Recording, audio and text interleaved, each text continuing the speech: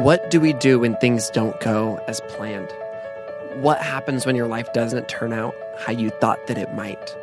These are questions my guest this week has been wrestling with over the last 2 years after things didn't go as planned and things didn't turn out how they thought that they might. My guest this week is author and speaker Allison Fallon. And this episode is particularly special to me because I've known Allie for quite some time now. We've seen parts of our stories unfold together, and now we both live in the same city. And she is a force to be reckoned with. And many of you already know this. Allie has written and published more than 10 books, coached hundreds of writers, developed multiple writing curriculums, worked as a managing editor at Donald Miller's Storyline, and recently finished writing her latest book, Indestructible. A book about the shocking story of her marriage that didn't go as planned, the truth that shattered everything, and the beautiful unfolding around the realization that saving her marriage wasn't worth losing herself. I already got the chance to read her book, and there are so many things that I could say. I just don't know where to start. However, the most important thing I can convey is something Allie has said about herself. This book is the longest love letter she's ever written. Although Indestructible is only one woman's story, it serves as a powerful reminder to anyone who has been disillusioned by love and forced to come to the point in their story where they have to finally tell the truth about themselves. Because when chaos is present, change is often imminent. I am Brendan Harvey, and this is Sounds Good, the weekly podcast where we have conversations with inspiring people who are rejecting cynicism and using their lives to make an impact. Let's jump straight into this.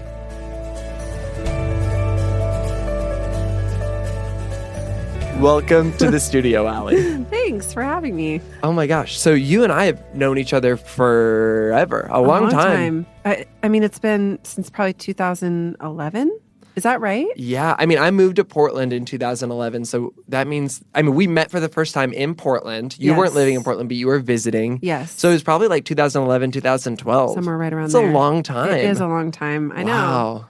It was really remarkable diving into your new book and being like, oh, I've known Allie for a lot of this stuff. Yeah. And I bet you were reading and thinking, you know a lot of the people who I'm talking about too, and the places that I'm talking about, because it's Totally. Nashville and Portland. Yeah, it's my places. Both places, yeah. Yeah. So that's so funny. I want to just start off by talking about your book. You've got this new book, Indestructible. I got to read it before it came out. I feel very, very cool. Tell me about this book. It's so good. Well, I'm glad you liked it. Yeah, it's a really personal story for me. It's a memoir, and it's the story of my marriage and divorce. So, a personal story to me, it's really important to me in that sense. It's also really vulnerable, and it's also really an honor, is the thing I keep saying. It's such an honor to be able to share this vulnerable part of my story with other people who might really identify or resonate with different parts of it. So it has taken me a long time to get to the place where I could call the relationship that I was in an abusive relationship, but that's what it was. And so I'm learning that there is a lot of power in speaking the words that are true words. Yeah. And when the truth about my marriage first came out, which I talk a little bit about in the book, but the truth about the life that my ex-husband was leading that I didn't know about, that was the first break in the facade that both of us were presenting to the world. That was kind of the first breaking point, I guess. And then slowly after that, it was a long, slow unravel of realizing a lot of other things, that even untruths I had been telling that I didn't even really know I was telling. It was like, all of the effort that goes into keeping the secrets about our lives, because one of the things I say in the book is that a life can look really good on Instagram and it can feel really terrible to be actually living it. And that is how I would have described my life back then, that we were doing a really good job of making our life look good on Instagram. And anyway, so it was definitely like a shattering of all that I thought was true and the starting point of everything really good and beautiful that has grown from that point. I mean, it's crazy to think it's been 2 years, a little over 2 years, 2.5 years since the day that sort of shattered everything. And I mean, I want to emphasize that last part you said. It really, the book is more about the start of something new than the end of something. Totally. It's about growth and healing and hope. It's beautiful. And I love that. I can't believe it's actually only been 2.5 years, because crazy. It seems like so much has changed in your life in such a short amount of time. But I bet does it still feel like forever too? I mean, it feels like both is the weird thing. And I think when I say that to people, I think a lot of people really resonate that it's weird that it was only 2.5 years ago and so much has changed. And it's also like, that feels like a whole lifetime ago. So it weirdly feels like yesterday. And it also feels like, did that ever even happen? You know? Yeah. So, but I think, one of the things that I want people to get out of the book is, because not everybody's going to share my experience. My experience is really unique. I think that there are a lot of women in particular who are connecting with the book because they do share the experience. Yeah. But we all have experiences in our lives where things don't go the way that we thought they were going to go, And if you would have told me 10 years ago that I'd be 34 years old and divorced, I would have laughed in your face. I'm certain of it. And I mean, I even used to say when I was married that I just didn't believe in divorce. I mean, I talk about that in the book too. Like my therapist asked me how I felt about divorce. And I was like, I don't believe in divorce. And she was like, you don't believe that it exists? And I'm like, no, I just think if two people really love each other, they need to, fight for love. Yeah. And fighting for love looks really different for me now than it used to. Anyway, that's a tangent. That's a tangent we should get back to. Okay. I wanted to say that what I want people to get out of the book is this idea that sometimes those dramatic left turns in our lives, most of the time, those dramatic left turns in our lives are the open portal for everything we've ever wanted. And as long as things are going exactly the way that we expected them to go, even if it's really great, even if my marriage had been a really happy, lovely marriage, if it had gone exactly the way I expected it to go, it's this opportunity for your ego to get really overinflated, to feel like I've got total control over this. And something amazing happens when you realize you don't have total control over something, is you're forced in a way to surrender to a force that's so much bigger than you. Wow. And there was a woman who said to me, this is in the introduction of the book, but I met a woman when I traveled to Israel, Palestine, who had lost her son in the conflict in the Middle East. Her son was a Israeli soldier, and he was killed by a Palestinian sniper. And that loss, obviously losing the loss of a child, was the most devastating loss she could have possibly imagined. But I was so struck by her courage and strength, and what has grown out of that is her becoming a part of this incredible peace movement in the Middle East. And I asked her at one point how she had gotten so brave. This is before my marriage ended. And she said to me, when the worst thing that could ever happen to you happens, then you realize you have nothing left to lose, and you can't help but be brave. Wow. And that was a turning. I didn't even really know what she meant at that point, but I felt it in my body. I just felt like, this is important. Hold on to this message. And it was 18 months after that everything fell apart. And that has really rung true for me too. And that's the thing I hope that readers hear and hold on to after they're done with the book, is that whether that worst case scenario for them has already happened or whether it happens sometime in the distant future, because I feel like most of us will have a hard time getting through this life without having something really heartbreaking happen to us, or without walking ourselves into a heartbreak. I mean, but when those moments happen, if we can see it as this opportunity, it's like shattering the barrier that's between us and all the love that we've ever wanted and needed, then it doesn't feel like the end of the world. It actually feels like the beginning of something really incredible. I just got goosebumps hearing that. Maybe we can dive a little bit into the story and give some context to where this experience of growth and healing has come from. Yeah, for sure. And you mentioned, you realize now you were in an abusive relationship and you can actually name that. But what did it look like early on? What did dating life look like? And what did, that early part of marriage look like? Well, our dating relationship was really fast. That was the biggest thing. And you knew me during this time, I think, right? Didn't we? I was following you. So this is funny. Okay. Like, I was a fan. Okay. And I don't even remember what your old maiden name was, but I remember liking that page on Facebook. Yeah. And getting updates, reading your blog. Yeah. And then I remember real quick, it changed to your new last name. Really quick. I mean, from the day we met in person to the day we got married was 4 months and a day. No way. So when I look back now as a 34-year-old woman, I mean, I met him when I was 27, I guess. Or maybe I was 28. I was 28 when I met him, just turned 28. And when I look back now, I think one of the biggest mistakes I made was everything just happened so fast. And I have learned to have more trust in things that grow very slowly. Because there just isn't, especially with a relationship, there just isn't time to really know someone in that amount of time. The hard part about it is on the external, our relationship seemed very romantic. The whole story was really romantic and fun to tell on a blog. Like everybody got real wrapped up in the story, including me. And it seemed from the outside looking in, it was one of our favorite stories to tell in group settings because people would just kind of ooh and ah and think, oh my gosh, this is so amazing. He read an article you wrote online and then he reached out to you and contacted you and he just couldn't, help but fall in love with you. And he knew from the minute that you Skyped that you were his wife and all these things. It seems really romantic and you write it down and it feels really romantic. Internally, I always felt pretty uneasy about our relationship. I felt like it was happening really fast. I felt a lot of anxiety around getting married to someone that I hardly knew. Did you ever voice those things? I did voice them a couple of times. Yeah. And those concerns were always met with resistance. And I've gone through a whole process with how I feel about that. For a long time, I was really angry when I would remember these moments when I would say to him, I'm really anxious about this. Can we push the wedding back? I asked him twice if we could push the wedding back.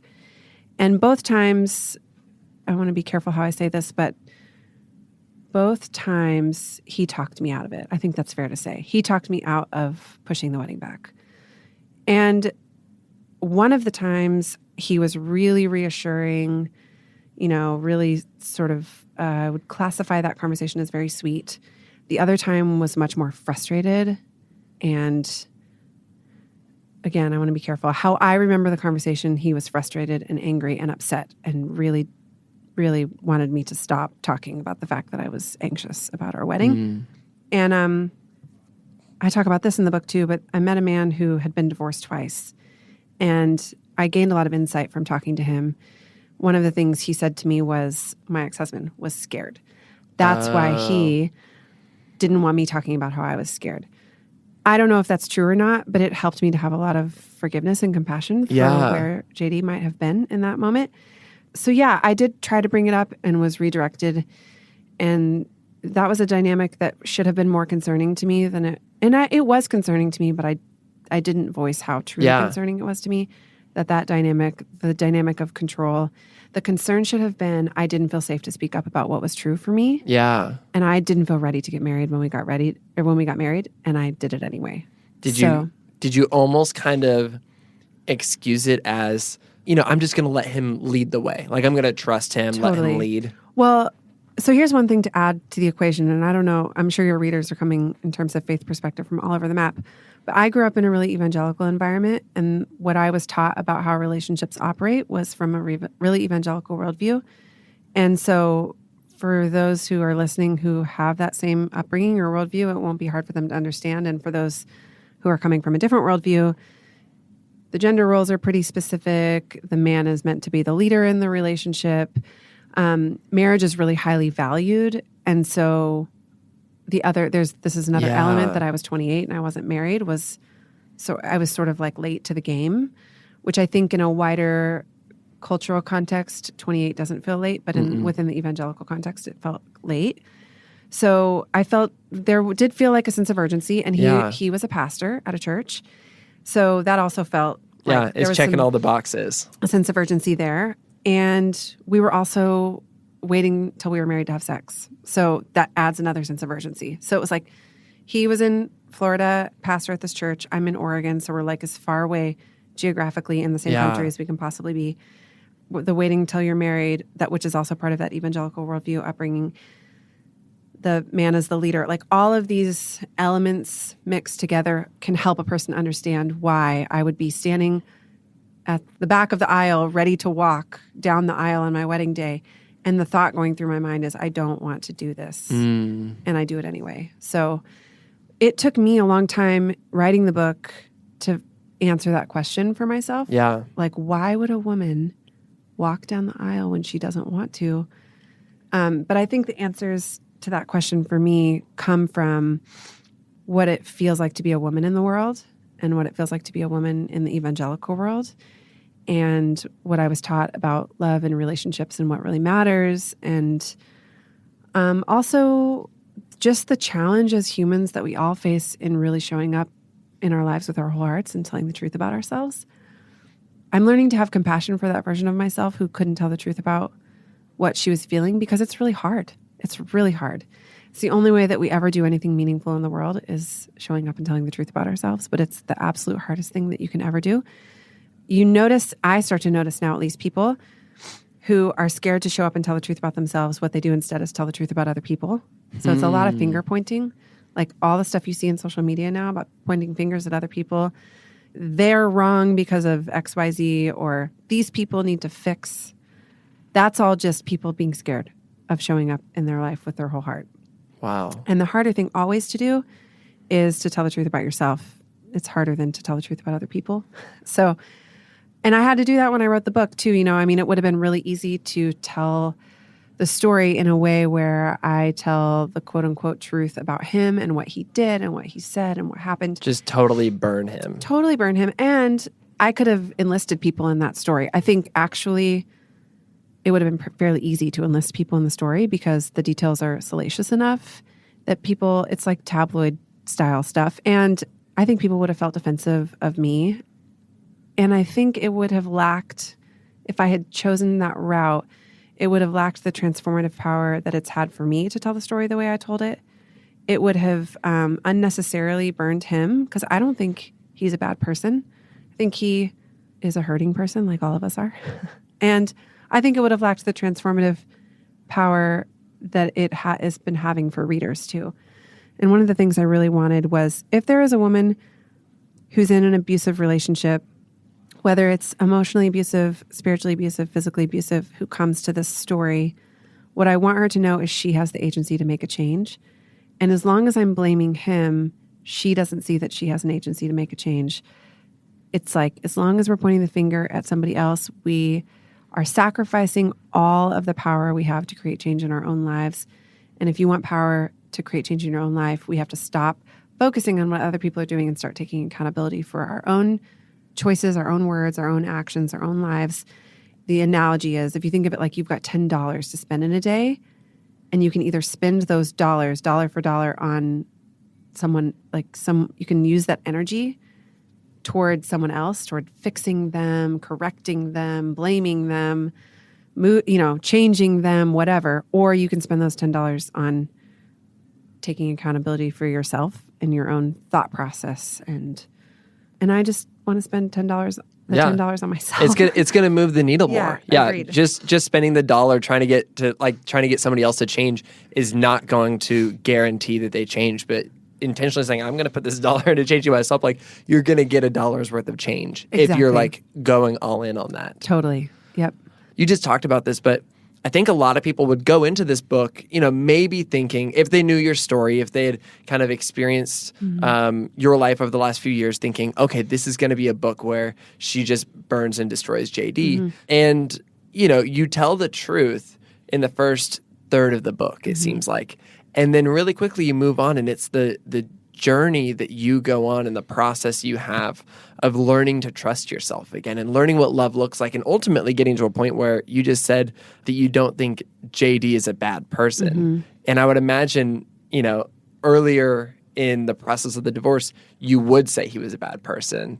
Would that be a fair characterization where you're like, that was what your thought process was at the time? Yeah, I did my fair share of blaming him, for sure. I thought, you get to choose the lens that you look through. So when I was looking through the lens of you ruined this, we had something really good going, and the choices you made broke that. And I think it was important for me to go through the whole process. So it was important for me to be sad and mad and all the things. I would never encourage someone to be dishonest about how they're feeling. In fact, one of the things I often say is the feelings that we spend so much time trying to avoid are actually the cure.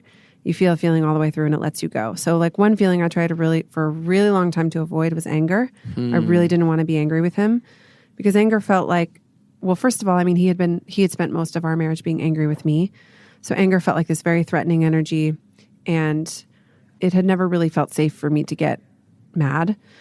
So I really, really avoided getting mad. I mean, it was probably a full year after the divorce had happened that a therapist said to me, I've never seen you get mad about this. You know, she said, you talk about what happened where other women would be like throwing his clothes out the window and like lighting his car on fire. And she's like, you've never done anything vindictive. And she was like, I have a hard time even getting you to say that you're angry. And I had to get to a place where I got really angry enough to throw things and break them. And then it's like you move through that anger and it transforms. It's like the energy of fire. It transforms you into something else. You know, it dissolves what was there before, and then there's space for something new to grow. So I really did have to get angry, you know, at him, I guess, in order to realize that I wasn't angry anymore and that I was something else. I was like, you know, could see the humanity in him, and that helped me to see the humanity in myself too. I mean, I think the hardest person for me to forgive in all of it was myself. The woman who stood I had that image in my head for so long of the woman who stood at the top of the aisle on my wedding day and didn't say out loud, I don't want to do this, you know? I mean, how did I do that to myself? I had a hard time forgiving her for letting me get to the place where I was 5 years later, where I was heartbroken and alone, and that was the hardest person to forgive, honestly. How do you make sure that you're not fully blaming yourself for something that somebody who is being abusive did to you? You know, how are you finding this balance of being like, yeah, I've got room to grow. I can empathize with this person who hurt me while also saying, this isn't my fault. Or correct me if that's not what it should be at all. No, I mean, I think that's so part of one thing I've done and that I would really recommend for anyone who's in a position where you feel like there's any sort of manipulation or control or abuse is make sure there are people in your life who can see clearly in ways that you can't. So I had friends that I started to rely on their perception of things over my own for a period of time, not because I'm not trustworthy, but because my vision had been clouded by the manipulation and control that went on in the relationship for so long. So manipulation, what it does to your brain is gaslighting is a term that a therapist uses for someone who constantly talks you out of trusting your perception of things.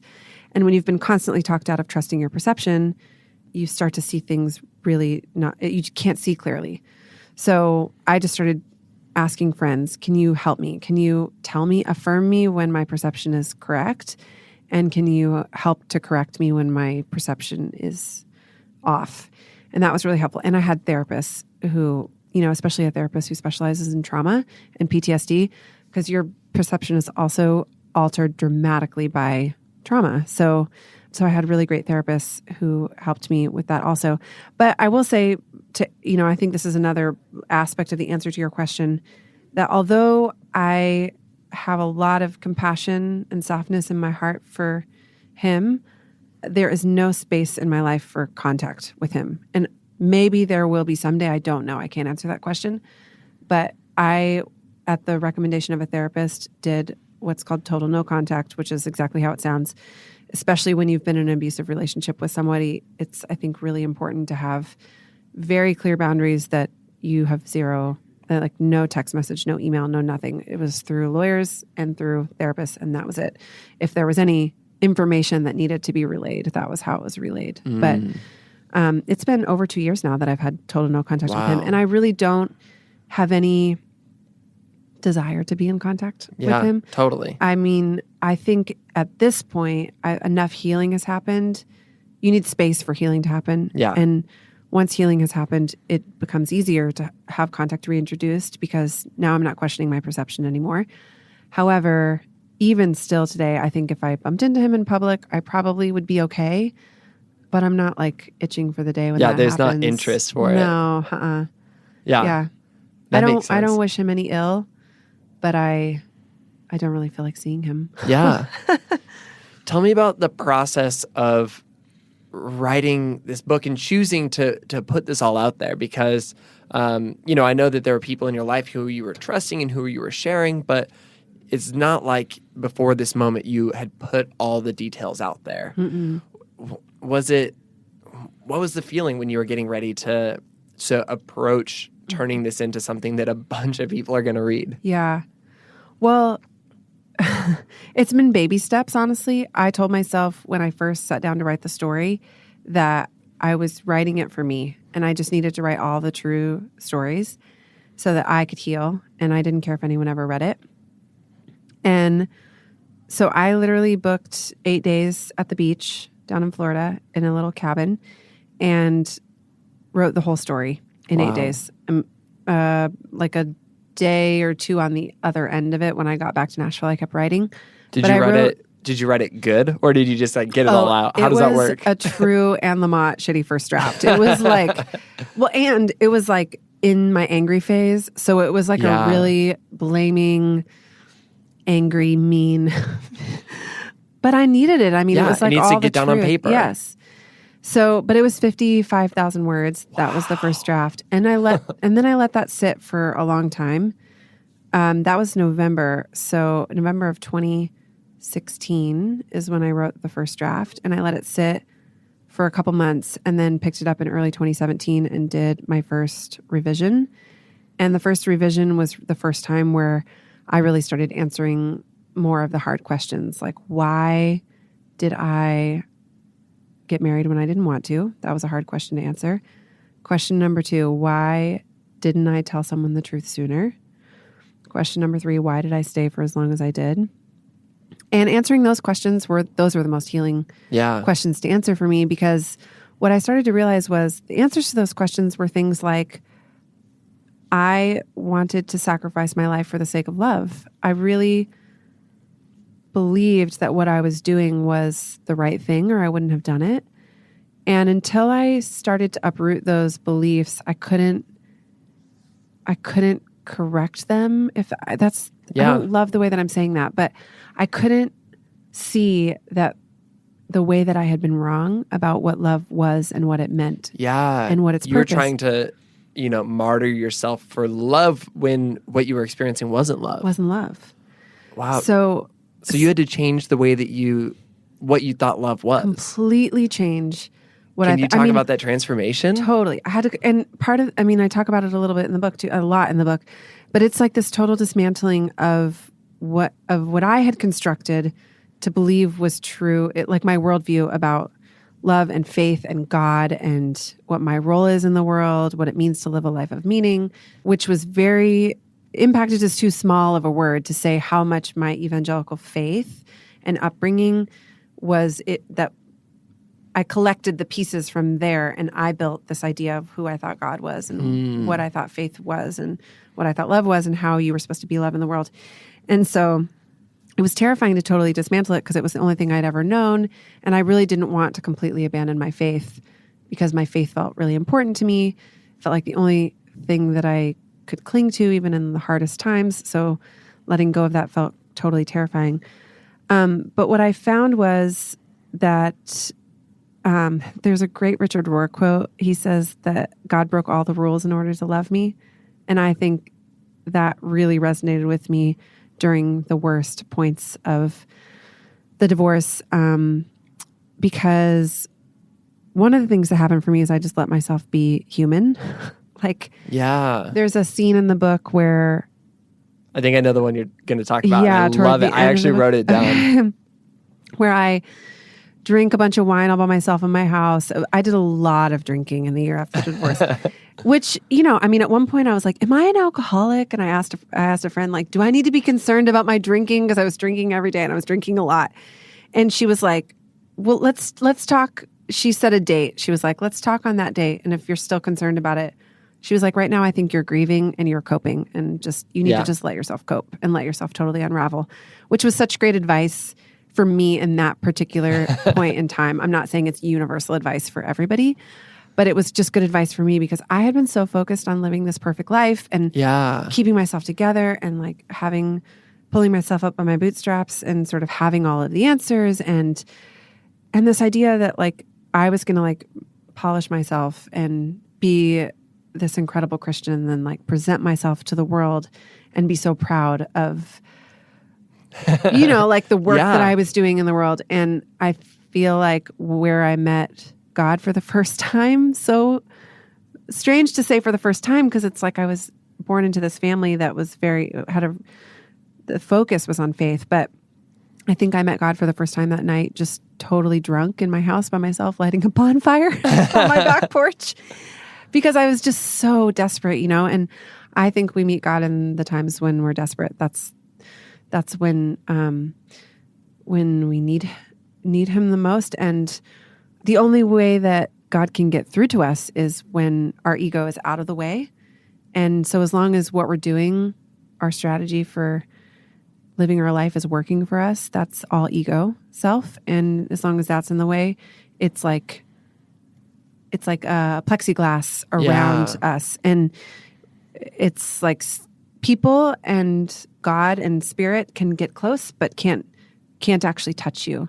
And that's what I felt like living in my marriage was like, he's a pastor of a church and we're like doing ministry and living life for the Lord and like really fighting for our marriage and like just a lot of real patting ourselves on the back. Or I guess I can't speak for him. I feel like I was like living a life of judgment, which I didn't know or see at the time. I remember now having a friend tell me that she was getting divorced. And even living in the marriage that I was living in, I remember my thought process at the time being like, oh, that's so devastating. I would never get divorced.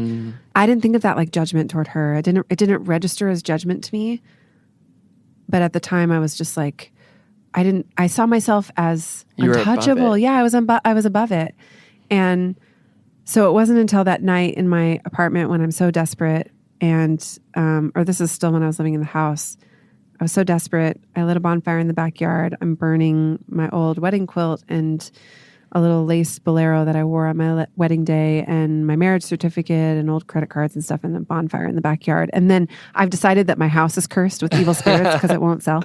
And so I Google what to do when your house is cursed and start running around the house with pots and pans. I mean, it was like, I was such a nightmare that night. But it was also the first time that I feel like I really let myself come totally undone. And it was so important for me. I mean, I weirdly hope everyone has a moment like that in their life where you just feel like you've totally lost it. Because on the other side of that is just this realization that life is so fragile and we don't have a lot of control over it. And there are a lot of things you do have control over, but you don't have control over everything. At the end of the day, we're all just human and we can be struck by heartbreak and illness and a loss of control. And in that place, in our humanity and in our brokenness is really where we find like all the joy and all the love and all the richness that we have been craving and looking for. Wow. That's amazing. It makes me wonder what the transformation has been like for you in how you allow yourself to be perceived by others. Because when you were in your marriage, it sounds like you were really intentional about making sure that people's perception of you was, perfection in many ways. And now, you've got this book about a lot of low moments. Yeah. How are you trying to, not just like in the way that you put yourself out in books, but like how are you trying to present yourself just in your daily interactions now? How has that shifted for you? Well, it's an ongoing journey. I don't think it ever, even after everything I've been through, I don't think it still doesn't feel easy for me at least to let someone really see the parts of me that I'm ashamed of or embarrassed of. I'm learning though to remember that those parts of me are the most intriguing. They're the most remarkable. They're the most transformative. They're the parts of you that another human soul can actually connect with. So it's like we walk around our lives perfecting our Instagram feeds because you get your ego, the external, you get attention for that. You get attention, you get affirmation, and it gives you this little dopamine hit. So it feels good for a second, but it fades so fast. And the same thing with any sort of addiction, right? Like shopping or drinking or whatever, it gives you this little dopamine hit. So it's like for a second, it feels really good. Meanwhile, underneath all that, our souls, the most human part of us is craving connection and authenticity and vulnerability and softness. And that only comes from sharing our brokenness with people. So I try to remember that and do things like recently a friend of mine confronted me because I had taken something she said and posted it on Instagram and didn't quote her or attribute her. And when she brought it up, I realized I knew I had done it. I knew it was just a shitty thing to do. And it wasn't like, I'm like not a clever thief because I know she follows me on Instagram, but like it was just a moment of laziness. Yeah, you're like, well, I've got an audience. I'll share it with them. Totally. What are you going to do with Totally. it? So laziness, selfishness, denial, whatever you want to call it. And I just did that. Well, so then when she confronted me on it, we had a little, we're such good friends that we can like kind of hash it out with each other. And that's good. It's a great friend moment. You can stay friends and still be like, she's like, I'm angry at you. And I'm like, that was really an awful thing of me to do. I'm so sorry. And then, we have a moment. But so then I decided to share about that on Instagram because I'm like, nobody talks about this kind of stuff on Instagram. And I felt like what I had taken from her was the credit. And so I felt like this was a way that I could pay it back, was to tell the story on Instagram and give her the credit back. So I did that. And it was just, I felt like this is going to make people uncomfortable because nobody talks about this kind of stuff on Instagram. It's like, I did something really terrible. Every time I've done anything terrible in my life, it's been for the same reason, because I'm grasping at love when I already have it. And so I told the story on Instagram and apologized to her and gave her the credit, and just got the most overwhelming response from people. I think there probably are a handful of people it made uncomfortable. I had even close friends who were like, oh my gosh, that was so awkward. I can't believe you did that, But I think it's a reminder that people are drawn to vulnerability. They're drawn to you most when you share the part of you that you least want to share. And so I try to remember that in those moments in our life when we want to put our best foot forward, sometimes the best thing we can do is just show up in our life with our whole heart, in our humanity, show a little bit, pull back the curtain and show your soul, the trueness of your human spirit, which is both your strength and your brokenness. It's both. It's not like airing your dirty laundry for the sake of airing your dirty laundry. It's like showing your softness and your strength.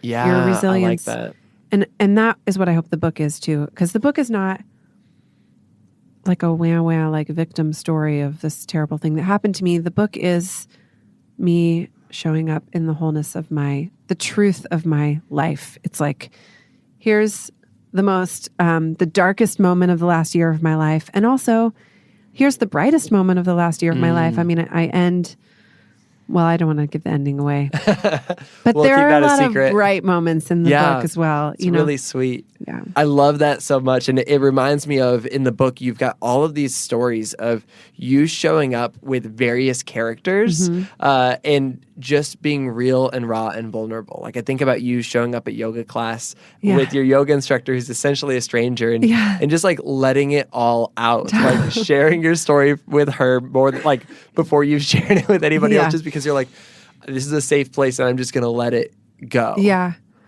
I mean, it's so funny that I feel like that happens a lot of times with me when I will go share my story places. And vulnerability invites vulnerability. So when you're vulnerable with people, you almost always will see them be vulnerable with you. Not always. I think there are sometimes when people are not ready to be vulnerable, or they're way too scared to be vulnerable. So then they won't. And that's an uncomfortable, this is a little bit of a tangent, but that's an uncomfortable place when you've been vulnerable and someone's not vulnerable with you. That can feel a little bit like an imbalance. Do you think it's maybe, though, giving people like a stepping stone so that maybe the next time somebody's vulnerable with them, they are closer to opening up? Of course, yes. I just think that we can't use vulnerability as a leveraging chip, expecting that someone's going to be vulnerable. It has to be an offering. It's like, this is my offering of vulnerability, whether or not you're vulnerable with me. I'm choosing to be vulnerable with you. That's good. And so you're essentially giving someone the opportunity to hurt you. And what they might do is they might hurt you. So I think we need to know that when we're being vulnerable. And that's why in an abusive dynamic, that's what is happening in an abusive dynamic, is one person's being vulnerable and the other person isn't.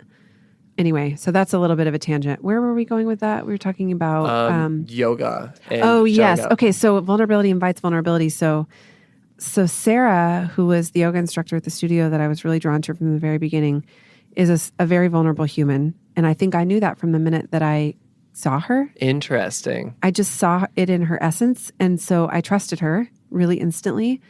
And weirdly, like we had never spoken any words to each other. And I was like, I'm here because I really want to have a baby. And we've been trying, and then, just like telling her that I'd been trying to get pregnant for 2 years and couldn't get pregnant. And I had not told anyone else this. And then I'm telling it to her, like you said. I think that there was a weird safety in that because I didn't feel like I had to put on a show for her, in part because of her vulnerability and in part because she was so outside of my social circle. It was like I had this social circle where I was like doing the song and the dance and putting on the show and people who followed me on Instagram, and I felt like I had to have it all together. And then I walk into a yoga studio and for the first time I'm like, this is what it feels like to not have to have it all together. Yeah. So I'm just like telling her the whole thing. But, she and I grew a really beautiful friendship out of that. Those early interactions. And you learn, what I was going to say is it happens to me a lot when I will go share this story publicly is I share the story and then people will come up to me and they'll tell me secrets that they've never told anyone else before. And I'm always like, we're total strangers. This is the craziest thing.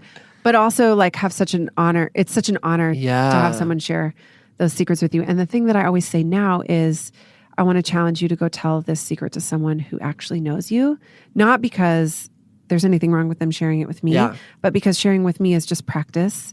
That's good. It's like I'm going to hold this for you and I'm going to respond in the way that is healthy to respond. And now I want you to go find someone in your life that you trust, who you believe is also going to respond the way I responded, with compassion and grace and softness, and go tell them, because it's 10 times more vulnerable to tell someone who only knows the presented part of you, like the perfectly presented part of you. It's 10 times more vulnerable to tell them than it is to tell a total stranger.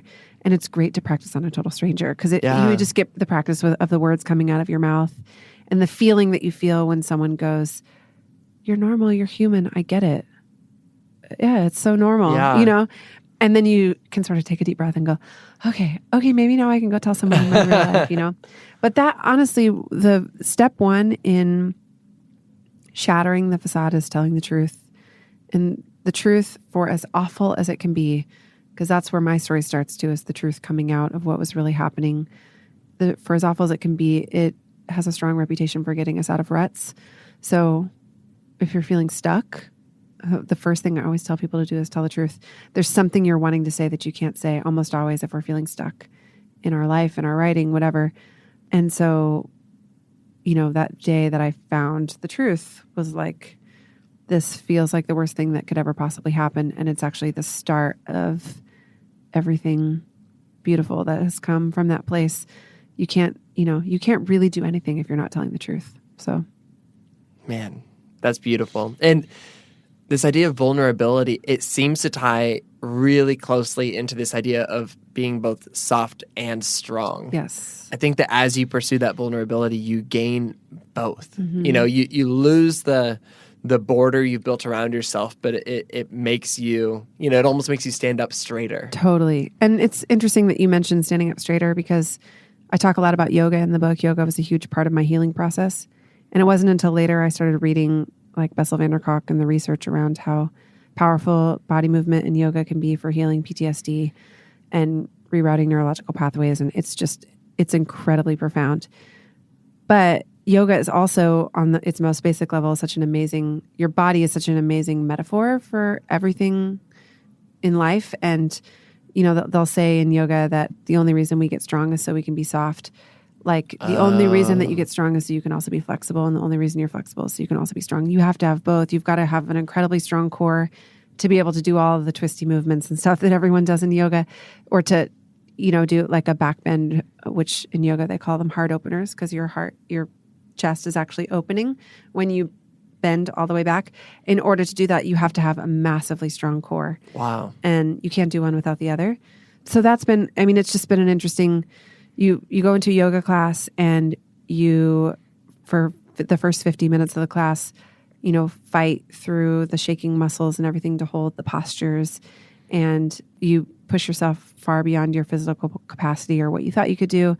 And then the last thing you do in a yoga class is what they call savasana, which is total surrender. It's like you lay on the floor, corpse pose, let everything go. And Sarah would always say in class, it's the energy of dropping a rock into a pond. just like total surrender. You let yourself melt into the floor. And they say Savasana is the most important posture of the entire class. It's that softness.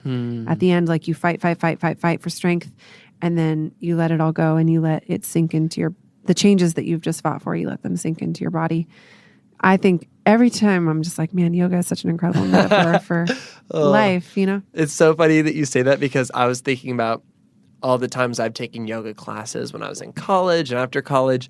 And on the days where I wasn't feeling it and I was showing up out of obligation, when I did Shavasana, it never felt great because I didn't put all the work in before it to make it feel great either. You know, that it was...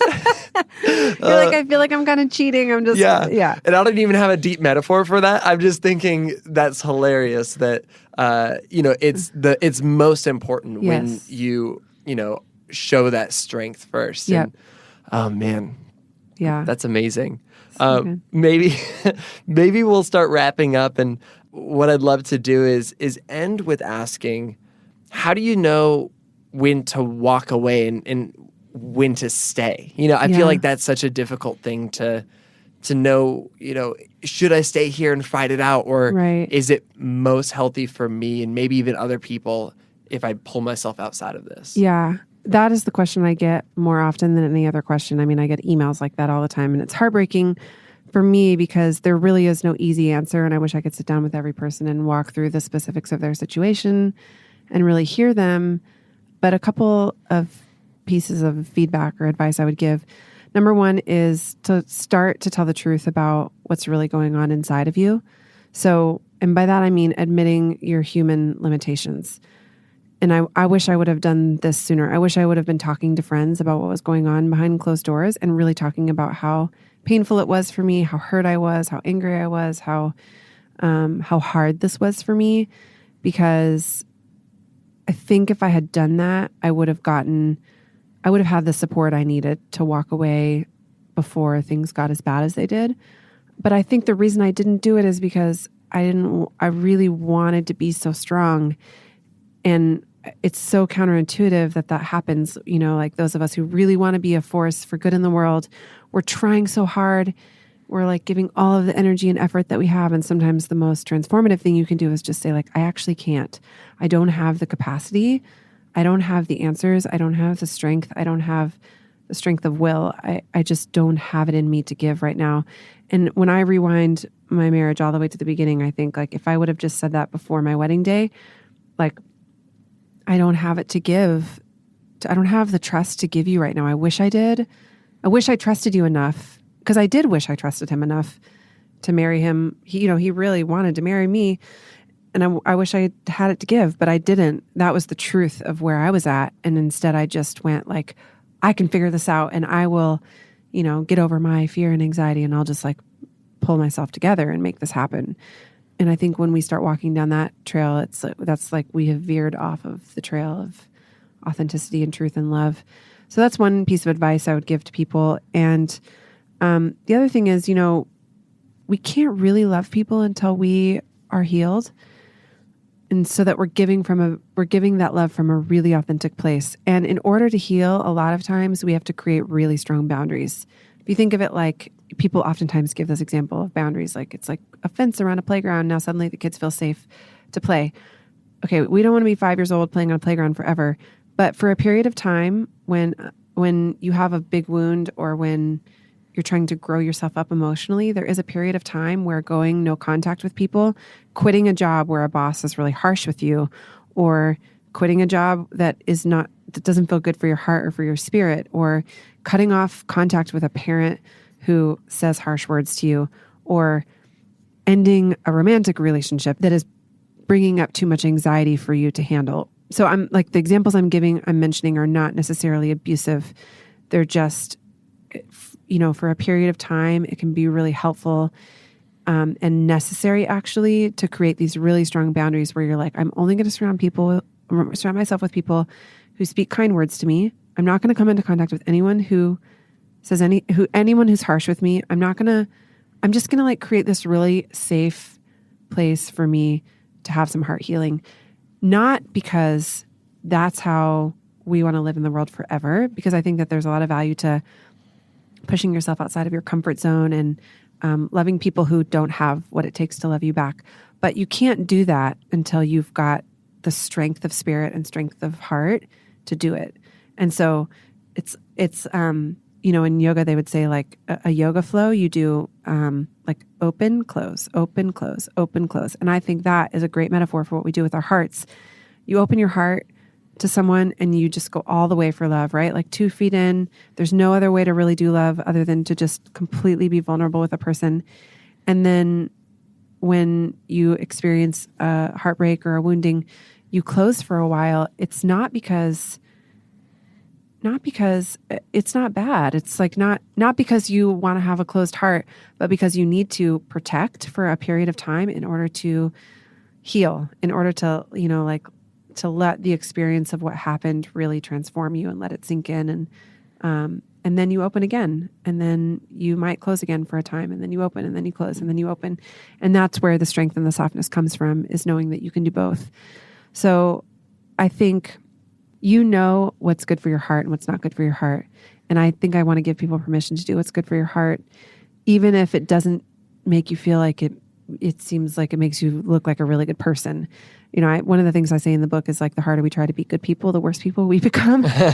Sometimes it's like, do the thing that's really good for your heart, even if it makes you feel like kind of a shitty person.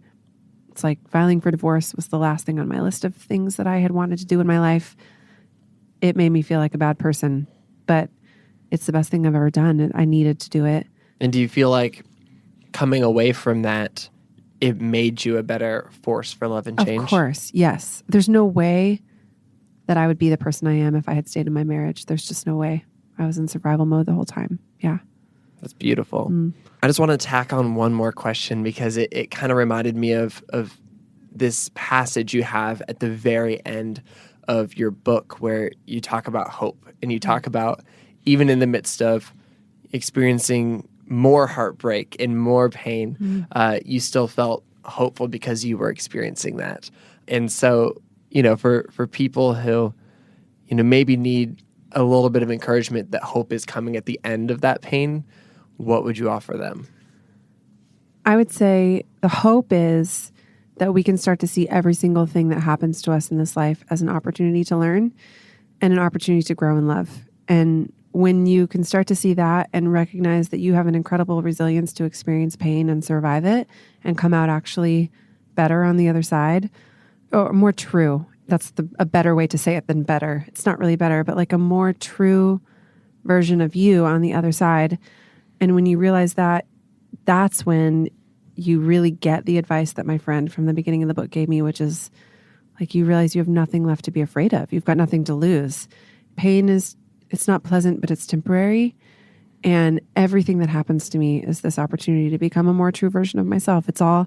That's how I move through the world now. That's the biggest difference, is things happen to me and I think like, that wasn't pleasant. Like getting rejected from a dozen publishers with this book isn't pleasant, but it's all a shattering of the ego that's getting in the way of me experiencing more love in my life. And in that sense, it's like, that's amazing. What do you have to lose? It opens you up to offer more of yourself, more of your creativity, more of your love, more of your compassion, more of your gifts to the world. And that's a win for everybody. Oh my goodness. Isn't Allie such a powerhouse? I'm struck by this idea that the only way we can do anything meaningful in the world is by showing up and telling the truth about ourselves. That's the hardest work that we could ever do. If you're unsure where to start on your journey of healing, take Allie's advice and start by telling the truth about what is really going on inside of you. Don't be afraid to name your limitations. Next, understand that we can't love people until we are healed. So do your inner work. And finally, do what's good for your heart. And trust that love will be the force for the change that you need. After listening to this episode, I highly recommend following Allie online. Check her out on Instagram at Allison Fallon, and make sure to go read her blog too. We put all of the information about how to find her up on the show notes for this week's episode. So make sure to go check it out. But more importantly, go and buy her book. Indestructible is now available for pre-order exclusively at indestructiblebook.com. And when you pre-order, you get an exclusive pre-release digital copy so you can read it before everybody else. Like me, I feel super cool because I got to do that. It's pretty neat. Go do it. If you're new to Sounds Good, we would love for you to stick around. If you connected with this episode, you'd also love my conversations with the founder of Thistle Farms, Becca Stevens, as well as singer-songwriter Grace Tyson. You can find these episodes and more than 100 other inspiring episodes at soundsgoodpodcast.com or wherever you listen to podcasts. This podcast is created by me, Brandon Harvey, as a part of Good, Good, Good, a community that believes in the power of celebrating good news and becoming good news. Chad Michael Snavely and the team at CM Studio edit and mix the show, and Christy Karen Brock offers production support. You can get lots of hopeful stories on social media by following us everywhere at GoodGoodGoodCO. We also create a beautiful quarterly newspaper that celebrates the people, ideas, and movements that are changing the world for the better. And yes, it's a real newspaper, and yes, it shows up in the mail, and yes, you can subscribe, and I highly recommend it. You can check that out and see what else we do at Good, Good, Good by visiting goodgoodgood.co. And on that note, that is a wrap for this week's episode. Go out and remember that you are a gift to the world. Do not numb it, dumb it down, alter it, suffocate it, judge it, or destroy it. You are a gift. Sound good?